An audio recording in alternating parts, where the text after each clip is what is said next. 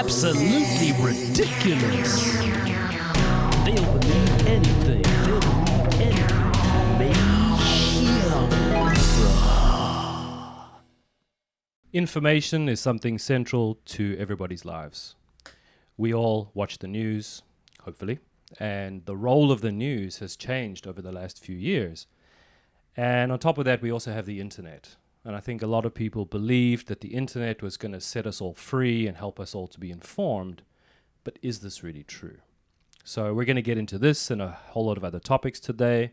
And we're really happy to have our second guest joining us, someone who I've become quite fond of. I've had some fantastic conversations with her, and her name is Emma. So Emma, nice to see you. Thank you for joining us. Yeah, thanks Richard and Abby for having me. So hi everyone, my name is Emma.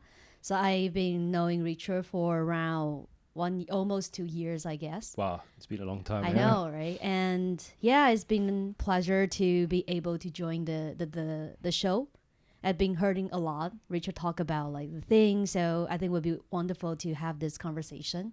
And as for myself, I used to work in different segments in healthcare just in general, and also used to work in consultant, now work in one of the healthcare sectors also in Taiwan for now. So yeah, thanks for having me today. Yeah, and from Abby and I, it's really, we thank you for giving us your time. It's a Saturday afternoon, so yeah, we appreciate that. Yeah.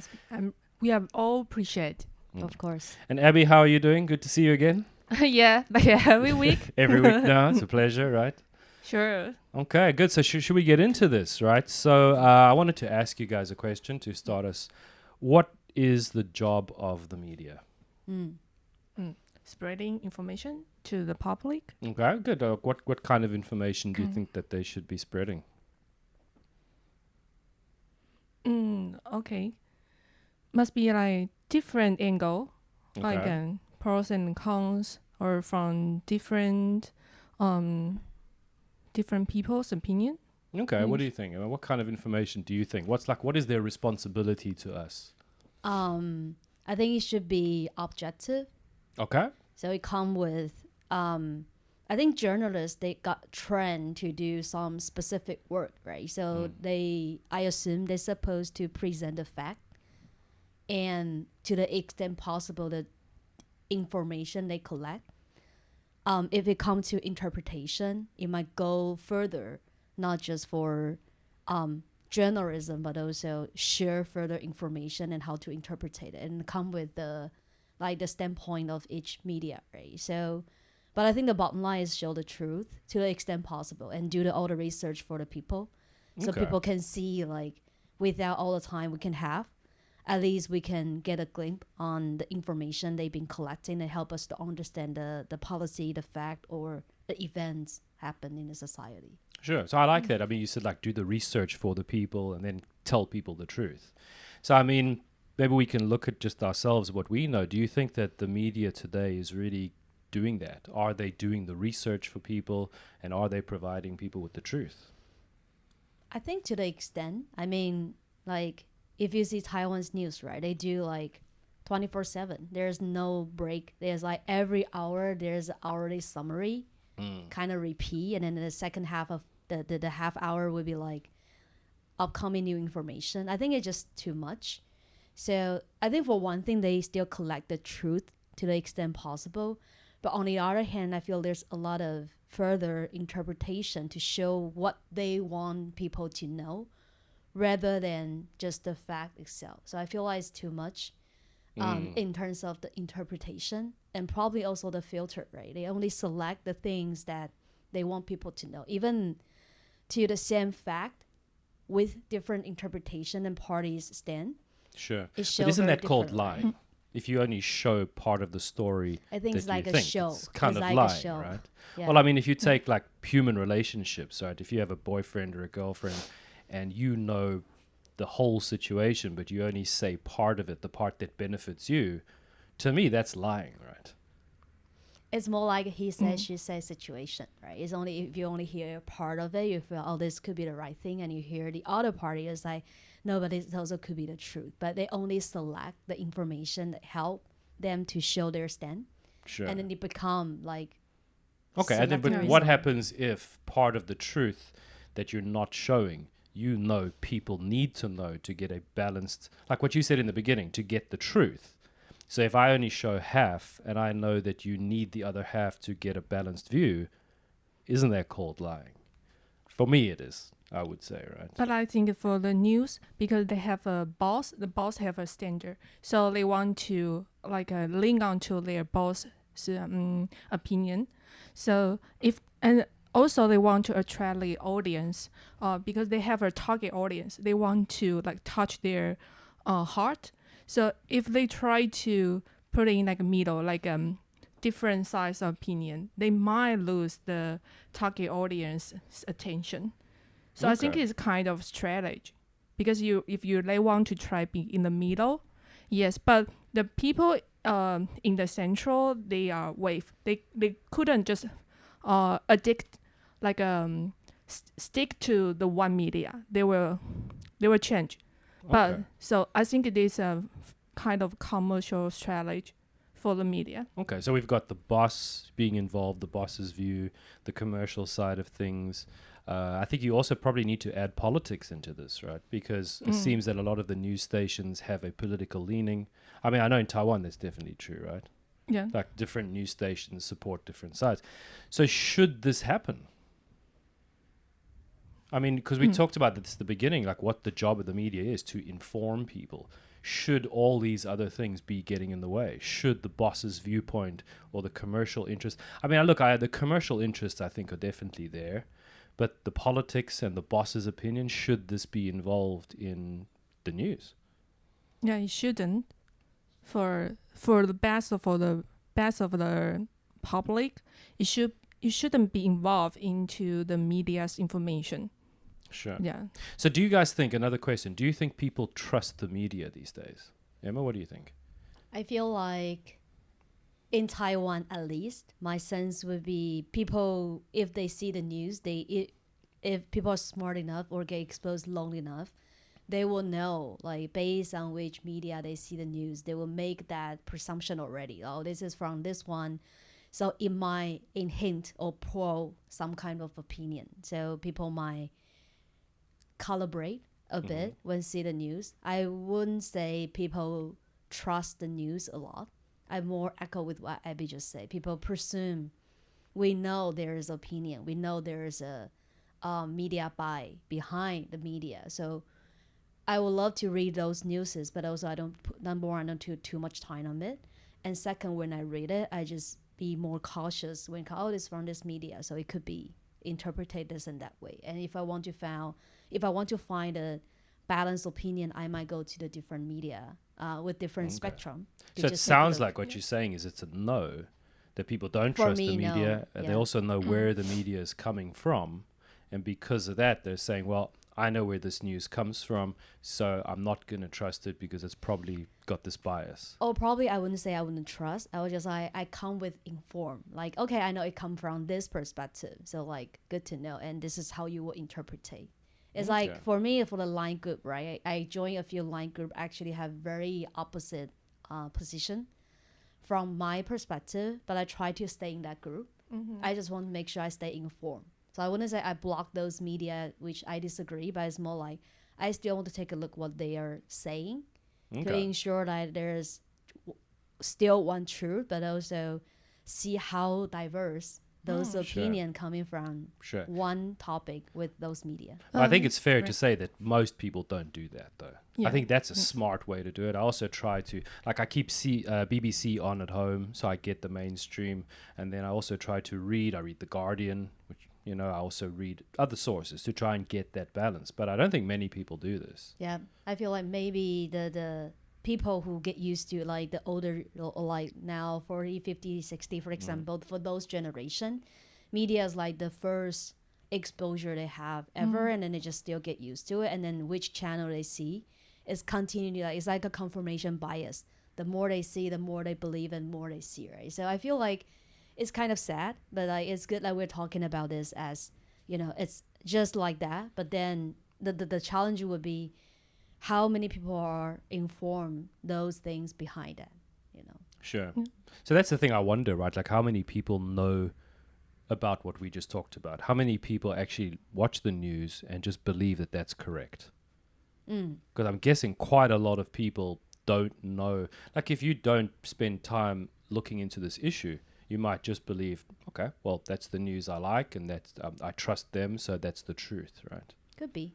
Okay. And I think it's not easy, because when you see some information in the news, you didn't agree, but you still need to pay the effort and time to read all of this information and news.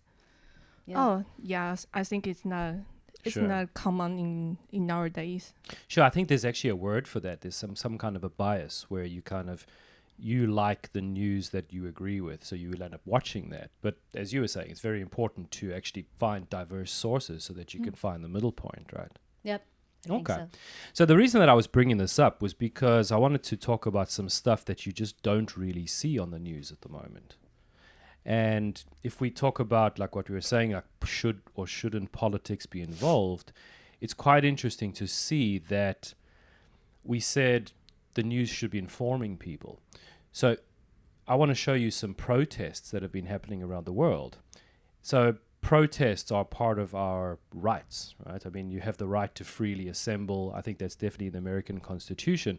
And you also have the right to petition the government, because we live in a democracy, so the voice of the people should be heard.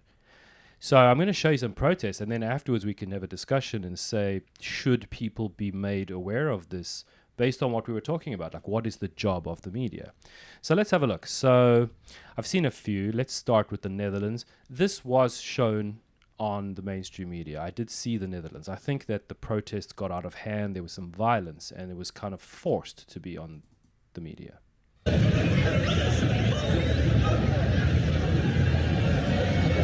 can see it's pretty crazy. The Netherlands, yeah, the Netherlands. So Holland. One of my friends is now also working in politics. I saw the people riots. Sure, you can see it there. So there's a lot of people there. I don't want to really play the whole video, but you can really just see there are plenty of people on the streets unhappy about something. Alright, so that's the first one. Let's move on. I think some of the really big ones happened in Croatia. So let's have a look there.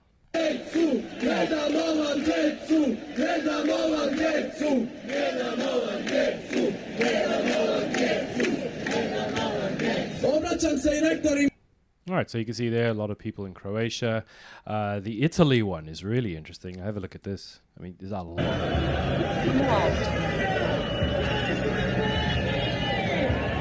So you see when it moves, I mean, there are just, it's crazy. And then if we move on, there's just one more I want to show you, which is Australia. Look at that.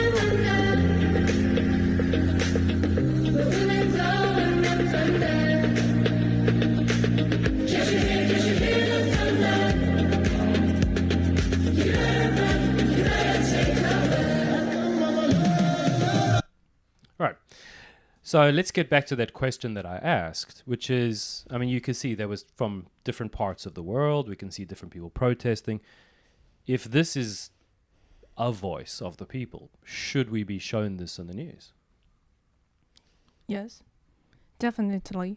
So many people in different countries has something to say.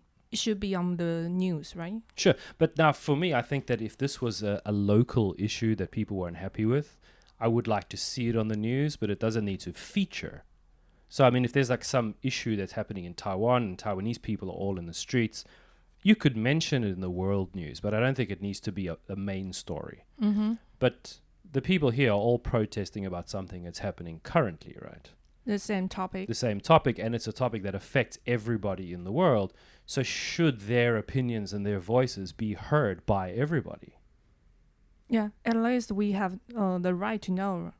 And what do you Okay. think, sorry, Emma, I'll ask you a question. What do you think the effects of not showing this to people are? I think it would be interesting to know what they're trying to cover, right? If there's still things going on the topic that the world is paying attention, and there's one side of the voice hasn't been heard or shown, and it must come with something like what it might come with a question like what they are trying to hide. Yeah, it is an Instead interesting of not question, showing right? it, right? Yeah. So I mean, can you guess, like, why do you think they wouldn't want people to know? It could be they don't want to create more momentum. Yeah, The I think best it's a way fair one. not to show things just because for people to feel like there's not so much things opposition. people like you, right? So you just don't know things could happen in that way, so you don't know, you might not aware that you have that choice, for example. So can I translate that quickly? I think what you're saying there is there might be other people who would join in with this, who have similar concerns, but because it's not shown to them, they feel alone, they feel like there aren't other people, so then they don't speak up. It could be one thing is like the behavior you don't want to encourage, so you don't talk about, right? So that sounds a lot like trying to stop people from protesting even though they want to, or silencing people. Thinking from government's perspective, it actually makes sense because I agree with you that protest is a right, but on the other hand, it's always fight for something that people are interested about. But on the other hand, it's the things government needs to handle. And if there's a strong perspective on this topic, which is not supported by people, and it could be a headache to the government, right? So I think from government perspective, it makes sense not to make it broader. But then it's media's job actually to point that out. Sure. To say these are things happening and then bring a perspective. So I think that you just hit the nail on the head with that.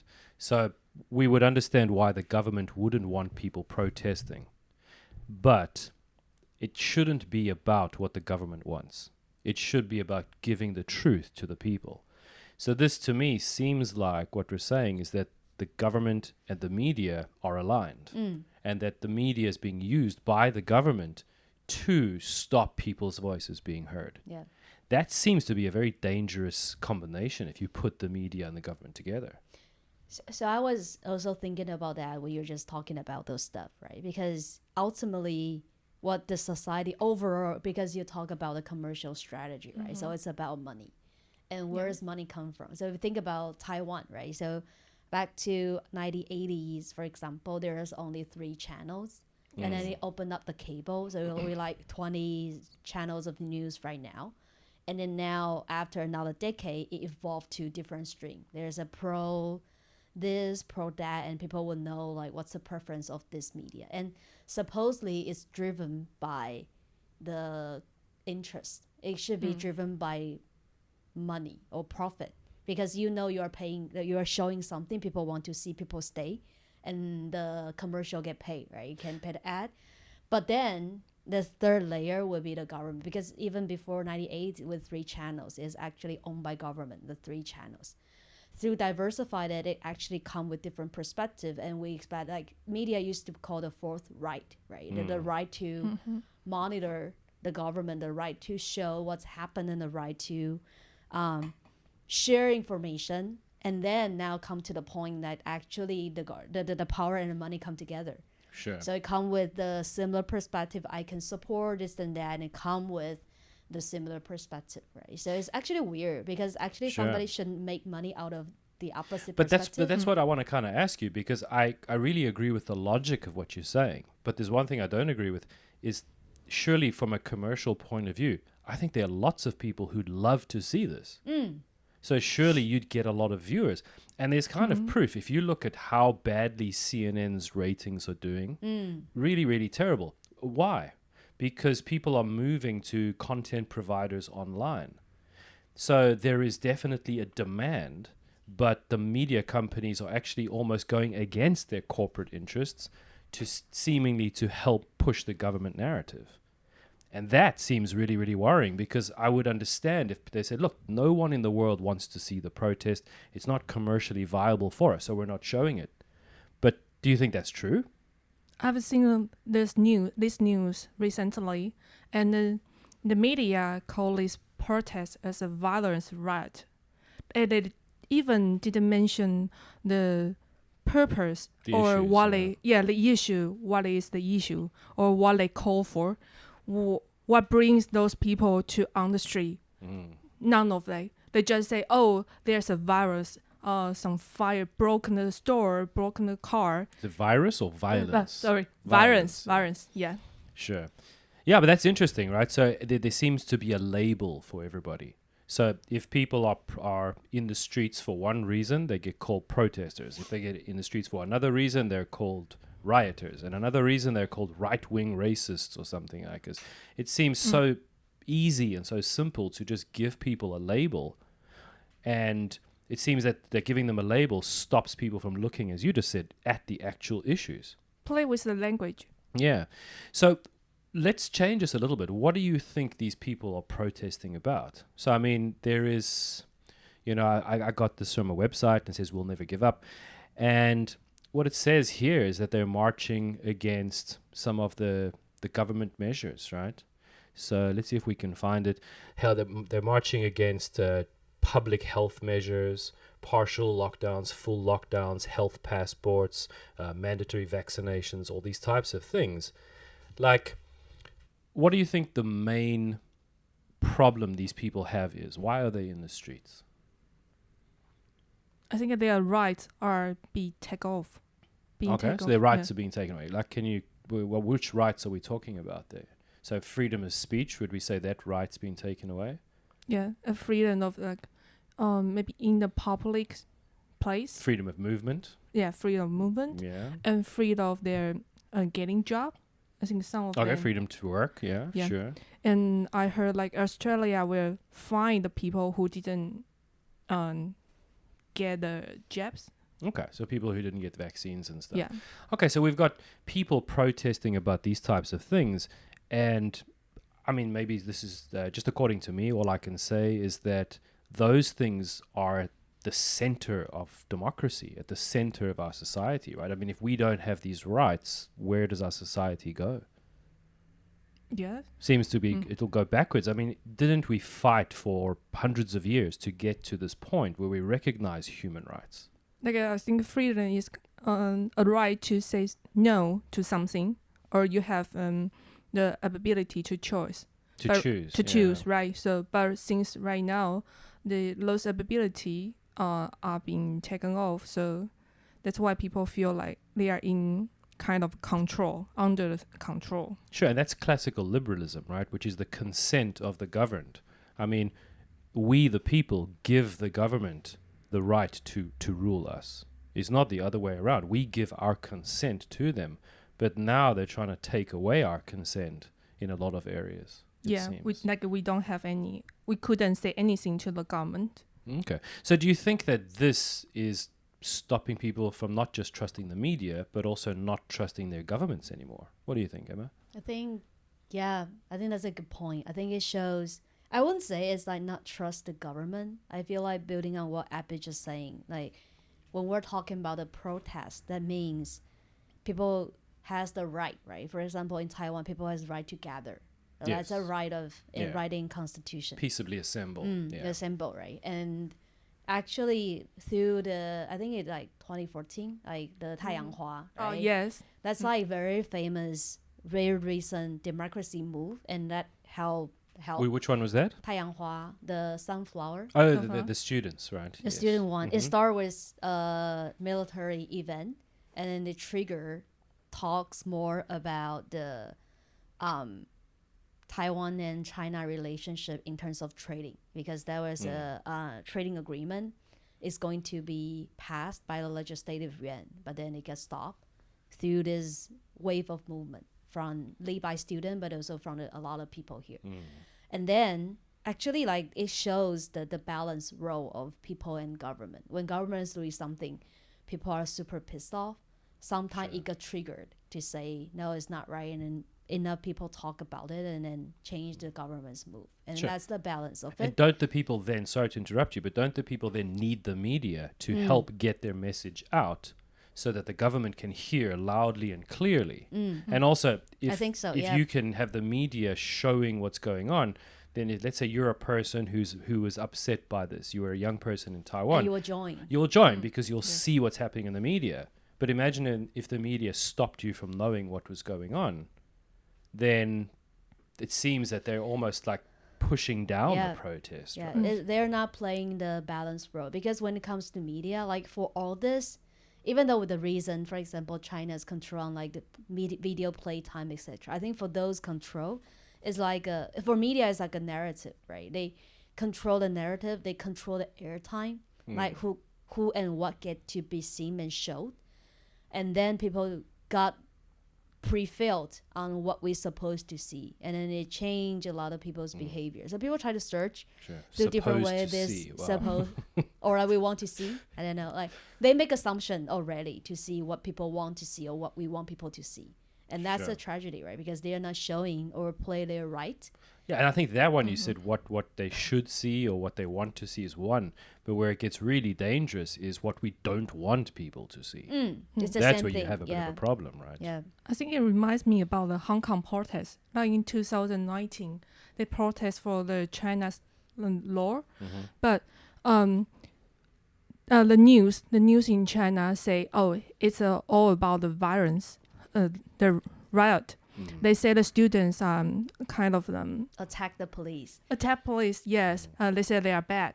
But from our knowledge, because we read independent media, or we have some resource from the Hong Kong, we all read Chinese. We can read the protest, what they call for, what they're calling for. So we don't really believe the media's message because we have another information to balance it. So that's why we understand. But like the Europeans routes, we only can get information. Most of us only can get information from the news. So we don't know what's really going on in the countries. And doesn't it seem like a bit of a double standard? Because at that time with the Hong Kong riots, I think people were saying, oh, China is not letting people know what's going on. And all the government doing the same. But now they're doing exactly the same thing, right? So it's like they all keep saying, we're not like China. No, dude, you're exactly like China. Doing the same thing. Right? Doesn't make sense. So I wanted to show you guys a video.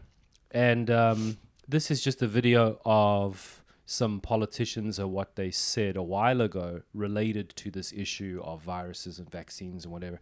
And maybe we can see if this has impacted the trust of the public. So let's have a look at this video. What I don't think we will have in this country is, as it were, vaccination passports to allow you to go to, say, the pub or something like that. We're not looking at a vaccine passport for the domestic economy. We are not planning to have passports or international passports. No plans to introduce so-called vaccine passporting.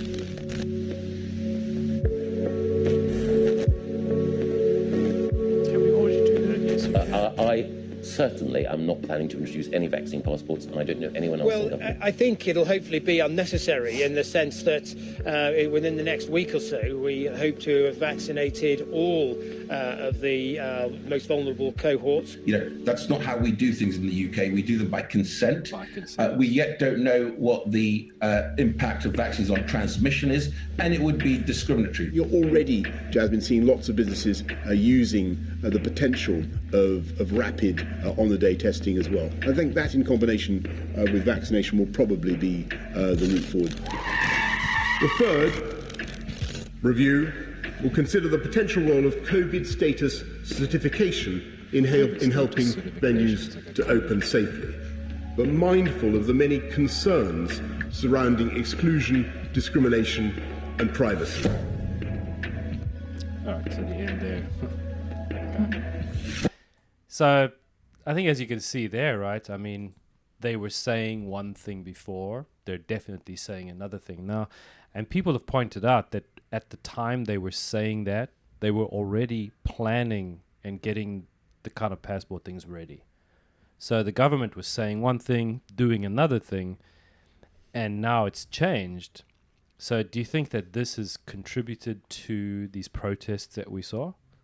You mean like the protest is against it, or is because the protest and they decide to do it? Well, I mean, the protest is happening now. That video, those clips happened before. Okay. So a year ago, people were told, listen, there will not be vaccine passports. In fact, a year ago, if we'd had this channel going and we'd said there are going to be vaccine passports, we would have been banned. Because it's not true. It's not true. It was not true. But now a year ago, it's happening. Yeah. So I think for a lot of people, right, you look at it a year ago, you were promised and assured certain things, but now you look at what's happening in Europe. I think Austria did a lockdown purely for unvaccinated people, and then a few days later did it for vaccinated people. And actually, talking about Austria, you can have a look here. This is one of the protests. Wow. I mean, look at all those people. It's like, how does that help? Yeah. If you want to stop people to gather or keep people isolated, how does that help? Sure, they're going through this massive surge, but then everybody's gathering, right? But obviously the people in Austria aren't happy. And I doubt that everyone in that crowd is all vaccinated or unvaccinated. It's a mixture of people. But on the other hand, the more interesting question to ask is, what does it take for government to continue to do so despite there's already protests happen in their countries? Because if you think back again, the sunflowers. Yes. Protest. It's a huge one, and actually changed the action, but it took a lot of effort. But then ultimately it stopped the trading agreement. That means as a government, at least back to 5-10 years ago, they still want to play in a way to listen to people's voice when it comes to such a cost. But then now it's very extreme. Like, people come to the street, they are still doing it. It's like, and why, right? Because ultimately they need to be elected by people. Sure. They So take all it costs. sounds like what you're saying is that whether or not they'll protest, even if They they have to stop, do it. like They want to they'll do it. just keep doing the same Yeah. thing.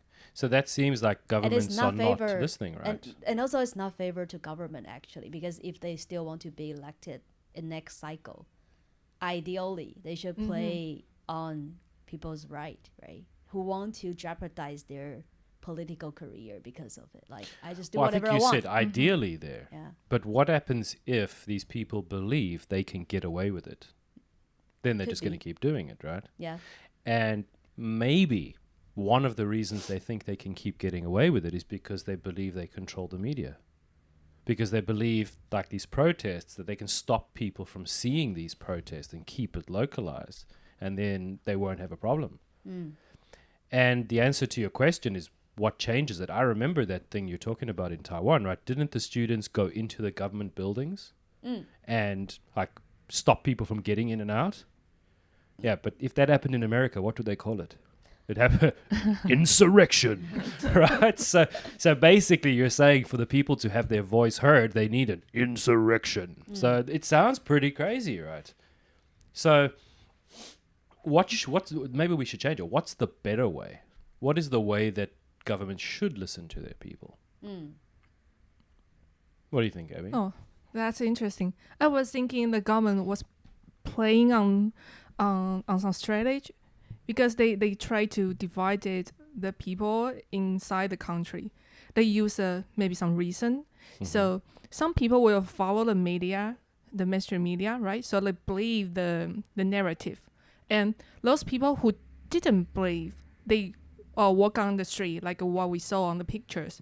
So they divided the country into two groups. Maybe the government just do nothing and wait, because the people in the country, they will fight each other. And then the voice will gonna disappear slowly, and just numb. So so they try to block with media, because if you have media, you're gonna contagiously the protest will contagious to another countries. So then you couldn't stop, because the voice are louder than even those people who originally believe the mainstream media will doubt themselves. So are you saying there that because this is a global issue, we need a kind of, well, not what we need, because that would be giving an opinion, but to change it, there would need to be a global protest. They want to stop it. And they try to be a stop the global protests from happening because it's a global issue. If they just stop in their countries, maybe they wait and then will disappear. They just, I think, this kind of strategy. But so maybe because of technology, the whole world has gone global. Everything's gone global. Yes. And just protesting in one place isn't good enough. There need to be protests everywhere to actually make change happen, to make these people listen. Yes. Sure. But I think if you, like this issue, what they're complaining about seems to be more of a breakdown in democracy. Because how should change happen? Normally, you know, the politicians want to do something, they'll have a hearing or multiple hearings. And anybody who wants to have their voice heard can go to the hearings and have a say. And then afterwards, there is a vote of elected politicians. And at the end, even if you don't like the result, you still say, hell, well, they went through the legislative process and that's how they made these laws or this resolution. But that isn't what's happening now. I think that because the government's procedure or the way you can talk with the government, if you don't agree the law, the mandate, you can you can speak louder through some system. Sure, but I mean, but if it was you, right? If you knew that there was like a lockdown, but it went through the legislative process. There was a debate and your politicians voted on it and it happened and you didn't like the lockdown. I think you'd still feel okay. You'd say, right, well, we went through the right steps. I didn't get the result I like, but because we went through the steps, the people voted for the politicians. Then those politicians voted. So this must be, in a way, the will of the people. Yeah, I think there's an ideal way. That's the way it should happen. I think that's democracy, but that's not happening now. Yeah, that's not happening. It's emergency. Because it's an emergency, it's some person or group of people just deciding for everybody, bypassing the legislative process. That's like a problem. Just like the sunflower movement, they also want to, because the government's procedure, like skip many things, so they sneakily agree the trade contract. So that's why the students want to break into the government's building to say it loudly, to like do it properly, right? Yeah, to do it properly. Yeah, I think the challenge of this one is things become really, really complicated when it comes to healthcare emergency, because it's so easy to be say like, it's very professional. People don't know much about detail. Yes. It comes with the public health impact. So we need to act early, act fast before more people get damaged. Despite that, might or might not be true. And also because, to be honest, the mass public, we don't really know about the virus itself, for example, right? So I think it's kind of come with the context when it comes to the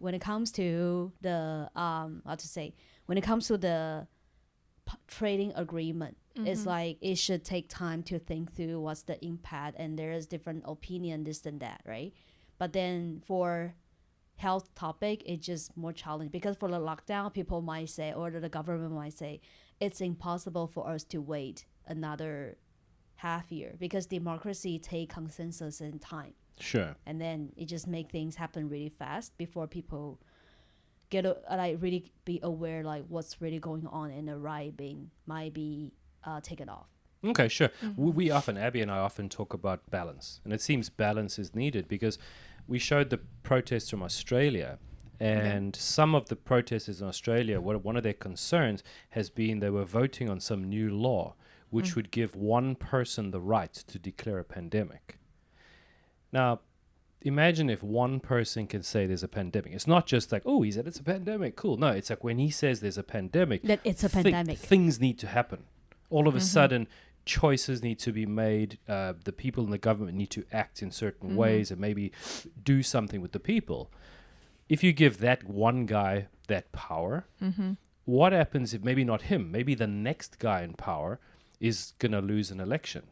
Oh, well, there's a pandemic, right? And he gets to shut everything down. Yeah. Like, how can we give one person that much power? Surely the benefit of having a government is where you kind of distribute the power, decentralize the power. Yeah, they describe it like a wartime. This is like a war with the virus. Yeah, but you can always find an emergency, right? Yeah. So I think that the swine flu pandemic that happened in 2010, I think like only 144 people died and they called it a pandemic. I'm not 100% sure if those numbers are correct, but it's something like it. It was a very small amount of people died, and they called it a pandemic. And I think that if the WHO says there's a pandemic, I think the governments around the world have some duties they have to take when there's a pandemic. So, surely something here just doesn't seem to make sense, that we're giving a small group of people enormous power because there's an emergency. So why not every year there's an emergency? It doesn't seem to be. So that's why I say balance, right? I do take your point, Emma, like very seriously. Like, sure, the wheels of democracy turn slowly. And maybe that's why China's system, they can react quicker. But possibly we need to find a balance between those two systems. I agree. Yep. And then people will feel that at least there are some checks and balances there to stop government overreach and like government doing bad things to the people. Right. So I think it's pretty interesting. Did anybody else have anything else about that before we move on to the next topic? No, but I think I agree. Like they use emergency as a very perfect tool. Tool. Yeah. To make people to believe and follow their orders. Sure. Because I think right at the beginning, you see the China's movement lock down immediately and people panic. It already caused the fear and plan to many people's mind. So right now, at a second step, they say, oh, it's emergency. People will easily believe them. And you see the key point there is who defines what emergency means? And also, can they change that definition? Because I think that some definitions have been changed by people. So that you've also got to be careful of, right? Oh. Because like, let's say there's an emergency now, but then next year I change the terms for an emergency. If I'm the person who can determine what those terms are, I can make any emergency I want happen. It's like, oh, there's some bad pork coming into Taiwan. It's an emergency. Anything. That's right. I don't know the definition of the emergency. Well, definitions seem to change. I think we've talked about that on this channel before. Depends on the politicians. So maybe the person with the true power is the person who determines the definitions of words. When they want to use it, they can use it. Use in their favor. Sure. Yes. All right. Should we move to the next topic? Sure. Okay. All right. Good.